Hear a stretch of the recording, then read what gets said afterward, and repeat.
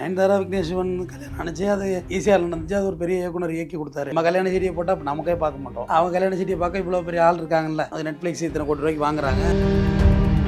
நானூறு ப்ரொடியூசரு தனுஷ். விஷயமே இப்போ தான் தெரியுது பாதி பேருக்கு. நீ பாய்ஸ் கானலில் வீடு வாங்கிட்டாரு, பேட்டி கொடுக்குறாரு, மேடையில் ஏறி அன்பு தான் விதைக்கணுங்கிறாரு, அன்பு தான் எல்லாங்கிறாரு. எல்லாமும் சரிதான். அப்பாவே ரசிகர்கள்ட்ட அப்படி பேசுறீங்க, ஆனால் நிஜ வாழ்க்கையில அப்படி இருக்கீங்களா? நானூறு படத்தில் எடுத்த சில காட்சிகள் படத்துக்கு தேராததை இதில் கொஞ்சம் பயன்படுத்தியிருக்காங்க. அதை விக்னேஸ்வரன் டிஸ்கஸ் பண்ணுற மாதிரி இருக்கு பாருங்க. அதெல்லாம் இதில் இடம் இருக்கு. மற்ற எல்லா ப்ரொடியூசரும் அவங்கவுங்கள்ட்ட எடுத்த காட்சிகளை தாராளமாக போட்டுக்குமா எல்லாரு அப்படின்ட்டு போயிட்டாங்க. தனுஷ் ஏன் வன்மம் தீர்க்க வேண்டும் 2 வருஷம் வெயிட் பண்ணியிருக்காங்க என்ஓசிக்காக. தமிழ் இண்டஸ்ட்ரியில் ஸ்ரீதேவிக்கு அடுத்தபடியாக ரொம்ப லாங் டைம் அவங்க இருந்ததுன்னா நயன்தாரா தான். ஸ்ரீதேவியோட இவங்க ஓவர்டேக் பண்ணிட்டாங்க. 20 வருஷமா இண்டஸ்ட்ரி இருக்காங்க. சாதாரண விஷயமே கிடையாது. நம்பி மோசம் போய் தான் இப்போ தான் திருமணம் பண்ணி ஸ்டடி ஆகிட்டாங்க. ஏற்கனவே சுஜி லீக்ஸில் தனுஷ் கேன்னு சொன்னிச்சு. அதுக்கு இவர் எதுவும் பதில் சொல்லணும். இதுக்கு 10 கோடி ரூபா கேட்டிருக்கீங்களா? ஏன் சுஜித்ரா மேலே நீங்கள் வழக்கு போடல? அவதூறு பேசினாங்கன்னு வழக்கு போட வேண்டியதானே?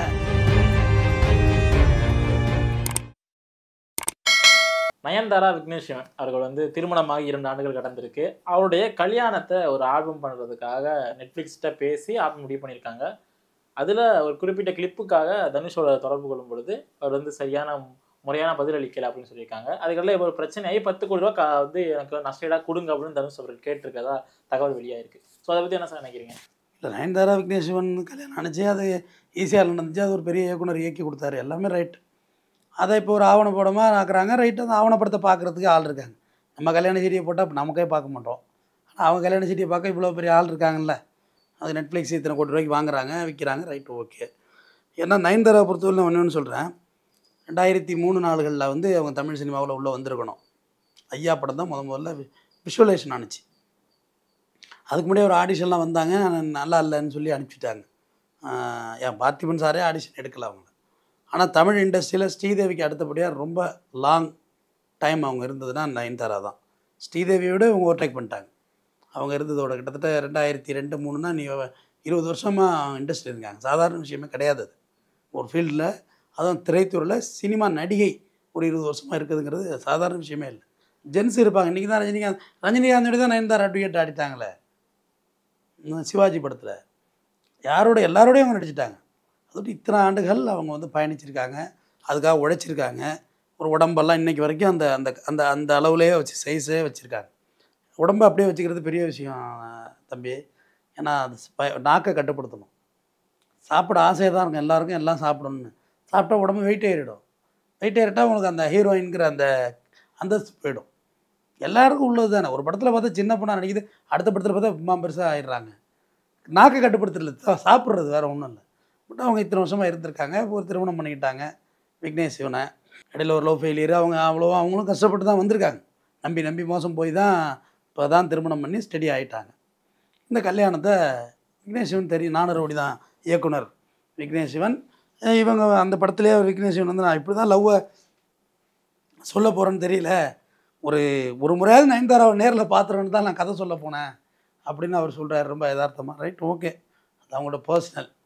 வந்துட்டாங்க, முடிஞ்சுது. இவங்க யாரோடைய நீ மூவனியில் தனுஷோடு நடிச்சிருக்காங்க. ப்ளஸ் இடையில ஒரு பாட்டுக்கு டான்ஸ் ஆடி கொடுத்துருக்காங்கன்னு நினைக்கிறேன். இப்போ அது போக நானூறு ப்ரொடியூசரு தனுஷ். இந்த விஷயமே இப்போ தான் தெரியுது பாதி பேருக்கு. ஓஹோ, இவர் படம்லாம் வேறு எடுத்திருக்காரா சாரு அப்படின்னு. நீ பாய்ஸ் கானலில் வீடு வாங்கிட்டாரு, பேட்டி கொடுக்குறாரு, மேடையில் ஏறி என்ன ஸ்ப்ரெட் லவ் அப்படின்றாரு. அன்பு தான் விதைக்கணுங்கிறாரு, அன்பு தான் எல்லாங்கிறாரு. எல்லாமும் சரிதான். நான் இல்லைன்னே சொல்லலை. ஆனால் நயன்தாராவுக்கு ஒரு பேக்ரவுண்டும் கிடையாது. அவங்க பூர்வீக மலையாளி. அவங்களுக்கு சும்மா தமிழ் இண்டஸ்ட்ரி சினிமா நடிக்க வந்தவங்க தான். நடித்த படம்லாம் ஒன்றுச்சு. இன்றைக்கும் அவங்க மேலே பணம் கட்டுறதுக்கு ப்ரொடியூசர் காத்துக்கிட்டு இருக்காங்க. அப்போ நயன்தாராவுக்கு அவங்களுக்குள்ள இஷ்யூ என்ன?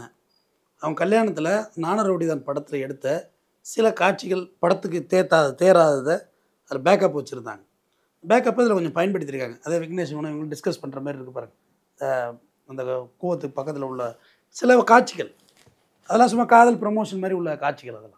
அதெல்லாம் இதில் இடம் வருது. மற்ற எல்லா ப்ரொடியூசரும் அவங்கவுங்கள்ட்ட எடுத்த காட்சிகளை தாராளமாக போட்டுக்கமா, ஏமா கேட்குற, அதெல்லாம் வச்சுக்க நல்லாரு அப்படின்ட்டு போயிட்டாங்க. தனுஷ் ஏன் வன்மம் தீர்க்க வேண்டும் 2 வருஷம் வெயிட் பண்ணியிருக்காங்க என்ஓசிக்காக. தனுஷ்கிட்டேருந்து இந்த காட்சிகளை பயன்படுத்துறது இவர் எதுவுமே சம்மதிக்கலை. போட்டு உடனே ட்ரெய்லரை விட்டாங்க. அது 3 செகண்டு தான். அதுக்குள்ளே குய்யமுறைன்னு எல்லாம் குதிச்சு 10 கோடி ரூபா கேட்டு நோட்டீஸ் அனுப்பிச்சிருக்காரு. நோட்டீஸ் பார்த்தீங்களா? அது அனுப்பிச்சிருக்கேன். அதுக்கு நயன்தாரா திருப்பி ஒரு ரிப்ளை நோட்டீஸ் 4 பக்கத்தில் தனுஷ் கஸ்தூரி ராஜான்னு போட்டு செல்வராகவன் போட்டு நோட்டீஸ். அதில் இந்த விஷயங்கள் எல்லாம் சொல்கிறாங்க. நீங்கள் சொல்கிறீங்க ஸ்ப்ரெட் லவ்னு, உங்கள் அப்பாவே ரசிகர்கள்ட்ட அப்படி பேசுகிறீங்க, ஆனால் நிஜ வாழ்க்கையில் நீங்கள் அப்படி இருக்கீங்களா? ஏன்னா நமக்கு தெரியாத சில பேஜஸ் எல்லாம் நயன்தாராவுக்கு தெரிஞ்சிருக்கலாம், நமக்கு தெரியாததெல்லாம். நிஜ வாழ்க்கையில் நீங்கள் அப்படி கிடையவே கிடையாது தனுஷ். நீங்கள் ரொம்ப அதில் ஒரு வார்த்தை ஒன்று, ஜெர்மானிய வார்த்தை ஒன்று, அதாவது வஞ்ச மகிழ்ச்சின்னு வச்சுக்கலாம் தமிழில் நேரடியாக. வஞ்ச மகிழ்ச்சி அப்படி இல்லைன்னா துன்ப மகிழ்ச்சி அப்படிங்கிற வார்த்தையை பயன்படுத்தியிருக்காங்க, ஜெர்மனிய வார்த்தை. உங்களுக்கு துன்பம் கொடுத்து நான் மகிழ்ச்சியாக இருக்கிறது, இல்லை ஒருத்தன் துன்பமாக இருக்கிறத பார்த்து நான் சந்தோஷமாக இருக்கிறது அப்படின்னு அதில் ஒரு வார்த்தையை அவங்க பயன்படுத்தியிருக்காங்க. அப்போ அழகாக எழுதியிருக்காங்க அந்த லெட்டர். 4 பக்கம் ரொம்ப டீட்டெயில்டாக இருக்குது. இப்படி பண்ணாதீங்க, உங்கள் உயரத்துக்கு இது வந்து ரொம்ப தவறாக தெரியுது அப்படின்னு. நீங்கள் வெளியிட்டாங்கன்னு வச்சுக்கோங்க, படம் 1.5 மணி நேரம் வெளியிட்டுட்டாங்க, இவரை கோர்ட்டு மூலியமாக பார்த்துக்க வேண்டியதான். அவங்கவுங்க சமத்து. படத்தை டைரக்ட் பண்ணது இவர், படத்தை ப்ரொடியூஸ் பண்ணது அவங்க, படத்துலேயே கூடுதலாக தான் சம்பாரிச்சிருக்காங்க, படம் நல்லா போய் சம்பாரிச்சிருக்காங்க. அப்போ அந்த படத்தில் ஷேர் கொடுத்தாங்களான்னு தெரில. அப்புறம் படம் வந்து மறுபடியும் ஏதோ டிஸ்ட்ரிபியூஷனில் கம்மியாக விற்றுருச்சு அப்படின்னு சொல்லுவோம். விக்னேஷ் சிவன் நயன்தாராவும் சம்பளத்தை குறைச்சிக்கிட்டு படத்தை ரிலீஸ் பண்ணியிருக்காங்க. இதெல்லாம் நடந்திருக்குல்ல. அதுக்கு பிறகு அந்த படம் நல்லா ஓடி இருக்கு. தொட்டு அது அவங்களுக்குள்ளே என்ன கமிட்மெண்ட் இருந்துச்சுன்னு நமக்கு தெரியல. படம் எடுக்கக்குள்ளே அக்ரிமெண்ட் போட்டுருந்துருப்பாங்க, இந்த மாதிரி டேர்ம்ஸ் அண்ட் கண்டிஷன்ஸ். அதில் என்ன போட்டிருக்காங்கன்னு பார்க்கணும். அப்படியே இருந்தாலும் நம்ம ப்ரொடக்ஷன் அடித்த பொண்ணு அப்படின்னு சொல்லி பெருந்தன்மையாக விட்டறிஞ்சிட்டு போகிறது தான் எல்லாருக்கும் அழகு. இப்போ என்ஓசினா என்ன சார்? வந்து பொதுவான மக்கள்கிட்ட இருக்கிறது என்ஓசினா என்ன, எதுக்காக வந்து இப்போ கேட்குறாங்க இப்படி போய் அவங்கள்ட்ட, எதுக்காக வந்து கொடுக்கப்படுது அப்படிங்கிறது நிறைய பேச்சு அடிப்படுது. ஸோ என்ஓசினா என்ன சார்? முதல்ல இல்லை, என்ஓசினா நோ அப்ஜெக்ஷன் சர்டிஃபிகேட் தான் என்ஓசி, அவ்வளோதான். இந்த விஷயம் எனக்கு ஆட்சேபனை இல்லை, ஆட்சேபனை இருக்கிறது, ஆட்சேபனை இல்லை, அவ்வளோதான். ஆட்சேபனை இல்லைன்னு கொடுக்கணும். இந்த காட்சிகள் நாங்கள் இந்த படத்தில் வச்சுக்கிறது ஆட்சேபனை இருக்கிறதா இல்லை. ஏன்னா அது ஓடிடியில் ஏற்றுறது வந்து இவ்வளவும் தேவைப்படுது. மொத்தம் ஒரு 17 சங்கங்கள் இருக்குது. Stunt master, junior artist, dance master, dance association, 17 சங்கங்கள் வெளிப்படையாக அங்கீகரிக்கப்பட்ட பெரிய சங்கங்கள் இருக்குது. நடிகர் சங்கம், தயாரிப்பாளர் சங்கம் மாதிரி. நீங்கள் ஓடிடியில் ஏற்றினா 17 சங்கத்தில் என்ஓசி வாங்கி வைக்கணும். அப்போ தான் ஓடிடியில் ஏற்ற முடியும். ஏதாவது ஒரு சங்கத்துக்கு நீங்கள் பணம் கொடுக்காமல் இருப்பீங்க, செட்டில் பண்ணாமல் இருப்பீங்க, அவங்க நாளைக்கு வழக்கு போடுவாங்க. அது ஓடிடிக்கு நியூசன்ஸ். அதெல்லாம் வழக்கெல்லாம் அவங்க ஃபேஸ் பண்ணுறது விரும்ப மாட்டாங்க.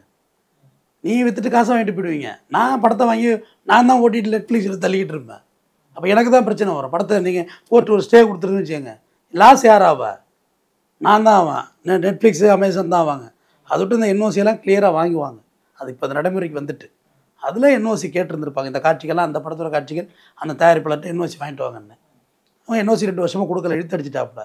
2 வருஷம் இதுக்கு இழுத்தடிச்சு இந்த நோட்டீஸ் அனுப்பி இல்லை, அதுக்கு அப்பயே அனுப்பிச்சிருக்கலாம்ல, என் படத்தில் காட்சியில் யூஸ் பண்ணக்கூடாதுன்னு. இது சட்ட ரீதியாக வந்து சொல்ல போனால் அது சரியான விஷயம். யார் பகிட்டு சரியான விஷயம் இப்போ வரை இருக்குது? இவங்க 2 பேர் நோட்டீஸ் விட்டுருக்காங்க, ஸோ காட்சி எடுத்து இவங்க பயன்படுத்திருக்காங்க, அதுக்கு வந்து 10 கோடி ரூபா இது போடுங்கல்ல. யார் பக்கம் தான் சார் இப்போ வர சொல்ல போனால் ஒரு ப்ளஸ்ஸான சைடு இருக்குது? ப்ளஸ்ஸு மைனஸ்ன்னு சொல்லவில்லை, எல்லாமே கலைத்துறையில் இருக்காங்க.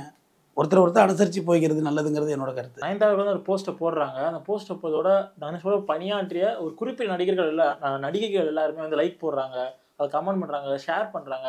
இப்படி ஒரு விஷயம் இருக்கும்போது தனுஷ் எல்லாரையும் இப்படி தான் இருந்திருக்காரு அப்படிங்கிற கேள்வியும் எழுதுது சார். இப்போ சுசித்ரா இப்போ இன்டர்வியூ கொடுத்துருக்காங்க பார்த்தீங்கன்னாலே, வாய்க்கு வந்து தான் பேசியிருக்கு தனுஷை. உன்னை உண்டுலன்னு யோக்கியதெல்லாம் தெரியுண்டாங்குது. அது உட்காந்துட்டு ஏற்கனவே சுஜி லீக்ஸில் வந்து தனுஷை வந்து கேன்னு சொன்னிச்சு, அதுக்கு இவர் எதுவும் பதில் சொல்லலை. அதில் எல்லாத்துக்கும் சொல்லணுங்கிற அவசியமும் கிடையாது நெறியாளரை. ஆனாலும் உங்கள் மேலே ஒரு அலிகேஷன் வைக்கக்குள்ள நீங்கள் அவங்க மேலே வழக்கு போட்டுருக்கணும். இல்லை, இதுக்கு 10 கோடி ரூபா கேட்டிருக்கீங்களே, ஏன் சுசித்ரா மேலே நீங்கள் வழக்கு போடல? அவதூறு பேசுனாங்கன்னு வழக்கு போட வேண்டியதானே? போடலையே. அப்போ அது குற்றத்தை ஒத்துக்கிறீங்கன்னு தானே அர்த்தம். அதாவது சினிமா துறையில் உள்ளவங்கள இந்த மாதிரி நம்மள மாதிரி இந்த வெளிச்சத்தில், ஊடக வெளிச்சத்தில் இருக்கோம்ல, அந்த வெளிச்சம் அடிக்குது இல்லை, இதெல்லாம் கண்ணாடி வீட்டிலேருந்து கல்லேறுற மாதிரி. அப்போ கேர்ஃபுல்லாக எரியணும். ஒரு கல் மிஸ் ஆனாலும் திருப்பி விட்டால் கண்ணாடி விடு நம்ம காலி. அது எல்லா விஷயத்துக்கும் பொருந்தும். நான் சொல்கிறது எனக்கு மட்டும் இல்லை, உங்களுக்கும் அதுதான். நீங்கள் ஒரு ஆங்கர்னால் கரெக்டாக பேசினா தான் நீங்கள் தப்பிச்சிங்க. இடவிடாமல் பேசுனீங்கன்னா லாக் ஆகிடும். திருப்பி பேசினான்னு வச்சுங்க, கல் எடுத்து பட்டு கரண்டை விட நொறுங்கி போகும். அதனால் எந்த அளவுக்கு ஒருத்தரை விமர்சிக்கணும், எந்த அளவுக்கு எதை எப்படி பேசணுங்கிற ஒரு விஷயம் இருக்குது. சுசித்ரா எடுத்து உங்களால் வச்சு பண்ண முடிஞ்சுதா? சுஜி லீக்ஸை பண்ண முடியலை. இப்போ இந்த படம் ரிலீஸ் ஆயிடுச்சு, நயன்தாரோட படம் வந்து நெட்ஃப்ளிக்ஸ் ரிலீஸ் ஆன பட்சத்தில் இதுக்கப்புறம் எப்படி சார் அவங்க நடவடிக்கைலாம் மேற்கொள்ளுவாங்க? ஏன்னா ரிலீஸ் ஆனதுக்கப்புறம் எதுவுமே பண்ண முடியாது இவங்க இந்த இது தடை போட்டாலும். ஸோ அது எப்படி சார் இருக்கும் இனிமேல்? அப்படி அதை அப்படியெல்லாம் ஒன்றும் இல்லை. கோர்ட்டுங்கிறது ஒரு லாட் ஆஃப் ப்ரொசீடிங்ஸு. நாளைக்கு ஒரு ஃபைன் அடிப்பாங்க, இந்த காசெல்லாம் தனுஷுக்கு செட்டில் பண்ணுங்கப்பாங்க. அதெல்லாம் கோர்ட்டோட விதிமுறைக்கு உட்பட்டது. சட்டம் மேலானது. பார்ப்போம். நன்றி. நன்றி சார்.